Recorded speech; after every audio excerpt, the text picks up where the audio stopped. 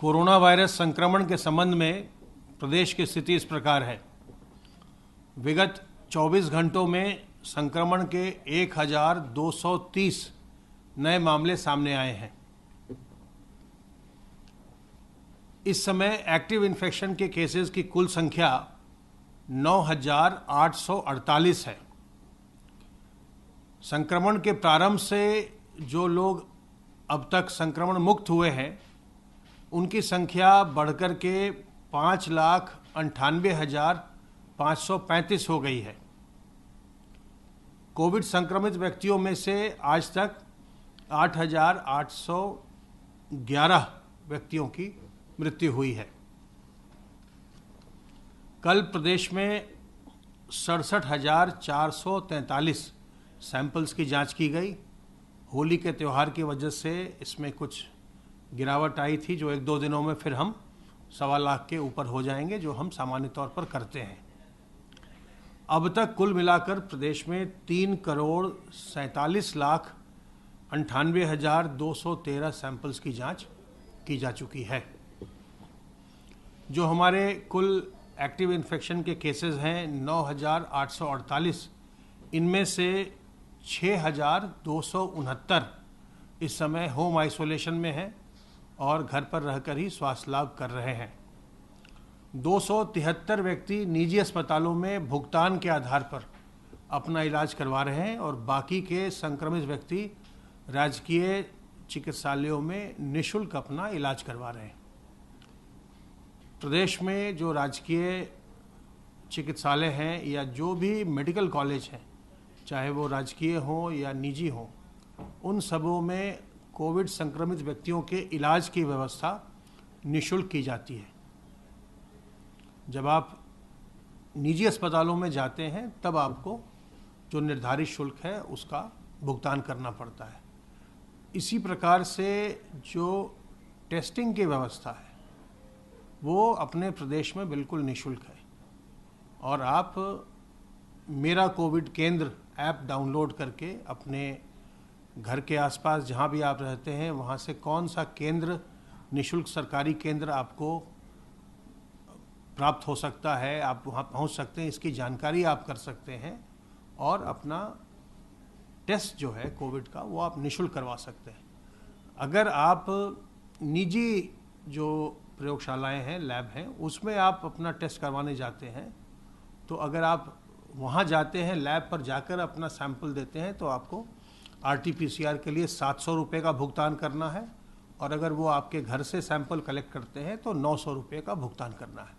इससे अधिक अगर आपसे कोई लेबोरेटरी अगर चार्ज करती है, अधिक फीस की मांग करती है, तो आप इसकी शिकायत जो स्थानीय मुख्य चिकित्सा अधिकारी है या जो स्थानीय आपका कोविड कमांड सेंटर है वहाँ आप कर सकते हैं। टीकाकरण की व्यवस्था भी जो भी हमारे राजकीय चिकित्सालय हैं वहाँ पर बिल्कुल निःशुल्क है। जो निजी चिकित्सालय हैं वहाँ पर आपको एक डोज के लिए 250 रुपये का शुल्क अदा करना पड़ता है और इससे अधिक यदि आपसे कोई मांग करे तो उसकी शिकायत मुख्य चिकित्सा अधिकारी को करें। सर्वेलेंस की गतिविधि लगातार चल रही है और संक्रमण को नियंत्रित करने के लिए यह अत्यंत आवश्यक होता है कि सर्वेलेंस की कार्रवाई निरंतर की जाए, कॉन्टैक्ट ट्रेसिंग की कार्रवाई निरंतर की जाए और जो टेस्टिंग की कार्रवाई है वो निरंतर की जाए। जो लोग संक्रमित पाए जाएं उन्हें जल्दी से जल्दी आइसोलेट किया जाए, उन्हें लोगों से अलग किया जाए ताकि संक्रमण की श्रृंखला को तोड़ा जा सके। तो सर्वेलेंस की गतिविधि के अंतर्गत अब तक 1,88,515 इलाकों में 5,15,545 टीम दिवस के माध्यम से अब तक हम 3,16,28,074 घरों का सर्विलांस कर चुके हैं और इनमें रहने वालों की संख्या 15,34,75,302 है। वैक्सीनेशन का कार्य निरंतर चल रहा है और जैसा आपको ज्ञात होगा कल से 45 वर्ष से अधिक उम्र के लोगों का वैक्सीनेशन प्रारंभ हो जाएगा। पहले हम 60 साल से ऊपर के व्यक्तियों का वैक्सीनेशन कर रहे थे और 45 से 60 साल के व्यक्ति जो वैक्सीनेशन करवाना चाहते थे तो उन्हीं का हो पाता था जो कि पहले से किसी गंभीर बीमारी से ग्रस्त हों और उसके लिए उनको डॉक्टर का सर्टिफिकेट लाना पड़ता था। अब ये जो शर्त थी ये समाप्त कर दी गई है। 45 या उससे अधिक उम्र के जो व्यक्ति हैं वो बिना किसी डॉक्टर के प्रमाण पत्र के अपना वैक्सीनेशन कल से करवा सकते हैं। जो भी राजकीय केंद्र हैं जहां वैक्सीनेशन हो रहा है, सरकारी अस्पताल, चाहे वो मेडिकल कॉलेज हो, चाहे वो जिला अस्पताल हो, चाहे वो सामुदायिक स्वास्थ्य केंद्र हो या हमारे प्राथमिक स्वास्थ्य केंद्र हो या हेल्थ एंड वेलनेस सेंटर हो, उन पर वैक्सीन बिल्कुल निःशुल्क दी जा रही है। आपका वैक्सीनेशन बिल्कुल निःशुल्क होगा। अगर आप निजी अस्पतालों में जाते हैं जहां भी वैक्सीनेशन हो रहा है वहां पर आपको 250 रुपये का शुल्क एक डोज के लिए देना पड़ेगा। हमारे प्रदेश में सोमवार, गुरुवार और शुक्रवार को सभी सरकारी मेडिकल कॉलेज, सभी जिला अस्पताल, सभी मंडलीय चिकित्सालय, सभी संयुक्त चिकित्सालय, सभी सामुदायिक स्वास्थ्य केंद्र और सभी प्राथमिक स्वास्थ्य केंद्र टीकाकरण का कार्य करते हैं। इसके अलावा कल से कुछ चुने हुए जो हमारे हेल्थ एंड वेलनेस सेंटर हैं, जो कि स्वास्थ्य उपकेंद्रों को उच्चीकृत करके बनाए गए हैं, वहाँ पर भी वैक्सीनेशन का कार्य प्रारंभ हो जाएगा। और जो निजी अस्पताल कर रहे हैं वो भी ये कार्य निरंतर करते रहेंगे। तो व्यवस्था इस समय ये है कि सभी राजकीय मेडिकल कॉलेज, सभी जिला अस्पताल और सभी सामुदायिक स्वास्थ्य केंद्र जो ब्लॉक लेवल पर होते हैं, उनमें सोमवार से शनिवार तक 6 दिन हर सप्ताह में वैक्सीनेशन का कार्य किया जाता है, किया जाता रहेगा। जो हमारे प्राथमिक स्वास्थ्य केंद्र हैं और जो हमारे हेल्थ एंड वेलनेस सेंटर हैं, उनमें सोमवार, गुरुवार और शुक्रवार को वैक्सीनेशन का कार्य होगा। वहां जाकर के आप अपनी वैक्सीनेशन की डोज लगवा सकते हैं। अब तक प्रदेश में 46,75,434 व्यक्तियों को पहली डोज लगाई जा चुकी है और 9,90,519 व्यक्तियों को दूसरी डोज भी लगाई जा चुकी है। इस प्रकार प्रदेश में कुल 56,65,953 वैक्सीन की डोजेज एडमिनिस्टर की जा चुकी हैं, दी जा चुकी हैं। अब इसमें एक जो मेरा अनुरोध है स्वास्थ्य कर्मियों से और जो फ्रंटलाइन वर्कर्स हैं उनसे, स्वास्थ्य कर्मियों में से 8,90,246 व्यक्ति अपनी पहली डोज प्राप्त कर चुके हैं, लेकिन इनमें से केवल 5,85,298 लोगों ने ही दूसरी डोज ली है। अर्थात अभी 3 लाख से ज़्यादा स्वास्थ्यकर्मी ऐसे हैं जिनकी अभी दूसरी डोज नहीं लगाई गई है। उन्हें तत्काल दूसरी डोज लगवा लेनी चाहिए, क्योंकि केवल एक डोज लगवाने से आपको पूरी सुरक्षा नहीं मिलती है। दोनों डोज लगवाना अनिवार्य है, तभी आपको पूरी सुरक्षा मिल पाती है, आपके शरीर में पूरे एंटीबॉडीज़ डेवलप हो पाते हैं। तो अभी भी 3,05,000 के करीब हमारे स्वास्थ्यकर्मी ऐसे हैं जिन्होंने सेकेंड डोज नहीं ली है, उन्हें तत्काल अपनी सेकेंड डोज ले लेनी चाहिए। इसी प्रकार फ्रंटलाइन वर्कर्स जो हमारे हैं, जिसमें हमारे पुलिस के जवान, जिसमें हमारे होमगार्ड के जवान, जिसमें हमारे जो सैनिटाइजेशन के वर्कर्स हैं, चाहे वो ग्रामीण क्षेत्र के हों चाहे शहरी क्षेत्र के हों, राजस्व विभाग के कर्मचारी अधिकारीगण आदि हैं, जिन्होंने कंटेनमेंट जोन में और सर्वेलेंस में इत्यादि में कार्य किया था, तो उनमें से 7,59,727 व्यक्तियों ने अपनी पहली डोज लगवा ली है। लेकिन अगर हम दूसरी डोज की बात करें तो केवल 4,05,221 लोगों ने, फ्रंटलाइन वर्कर्स ने दूसरी डोज लगवाई है। अर्थात लगभग 3.5 लाख लोग ऐसे हैं जिन्होंने पहली डोज तो लगवा ली लेकिन दूसरी डोज नहीं लगवाई है।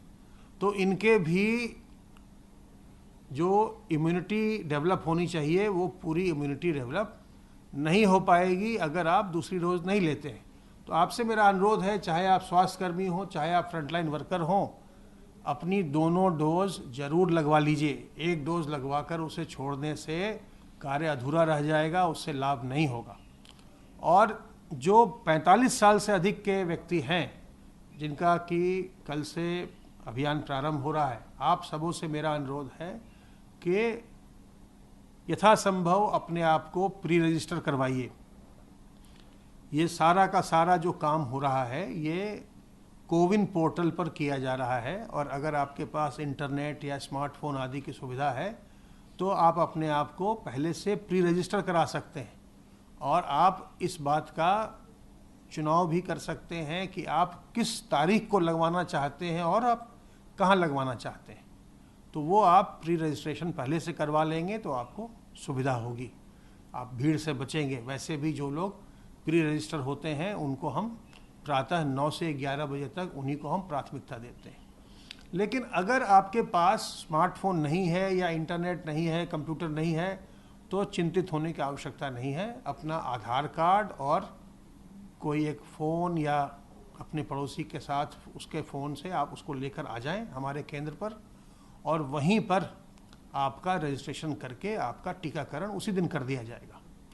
अगर बहुत भीड़ होगी, जितनी क्षमता है उससे ज़्यादा लोग अगर आ जाएंगे, तो आपसे हमारे जो टीकाकरण केंद्र के कर्मचारी अधिकारी हैं आपसे अनुरोध करेंगे कि आप अगले दिन आ जाएं। आप अगले दिन आ जाइएगा, तब आपका टीकाकरण हो जाएगा। लेकिन हर एक व्यक्ति जो पात्र है उसका टीकाकरण अवश्य किया जाएगा। और अभी हम एक कैलेंडर बना रहे हैं, जैसे संक्रमण को रोकने के लिए समय समय पर हम फोकस टेस्टिंग करते हैं, जिसमें स्कूल कॉलेज का, सरकारी कार्यालयों का, दुकानदारों का, रेहड़ी पटरी वालों का, ड्राइवर्स का, इनके हम टेस्टिंग बार बार करते रहते हैं, जो लोग जनता के बहुत ज़्यादा संपर्क में आते हैं, ताकि संक्रमण की श्रृंखला को तोड़ा जा सके।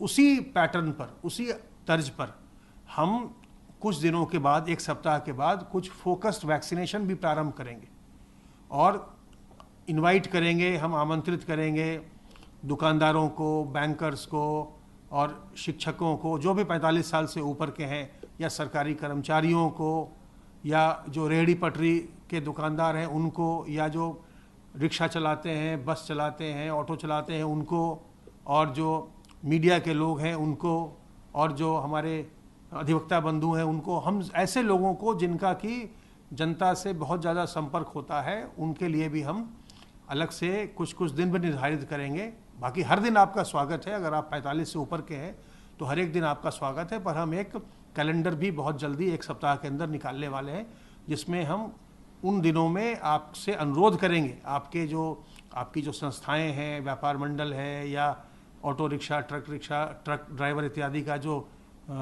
एसोसिएशन है, यूनियन है, उनसे हम अनुरोध करेंगे कि अपने जो भी आपके मेंबर्स हैं, सदस्य हैं, उनको जो 45 साल से ऊपर के हों उनको बुलवा करके और नज़दीकी टीकाकरण केंद्र पर उनको टीका जरूर दिलवा दें, ताकि हम इस पैंडेमिक को, इस जो संक्रामक बीमारी फिर से एक जो सेकेंड वेव दिखाई पड़ रहा है, उसको हम नियंत्रित कर सकें, लोगों को हम सुरक्षित कर सकें।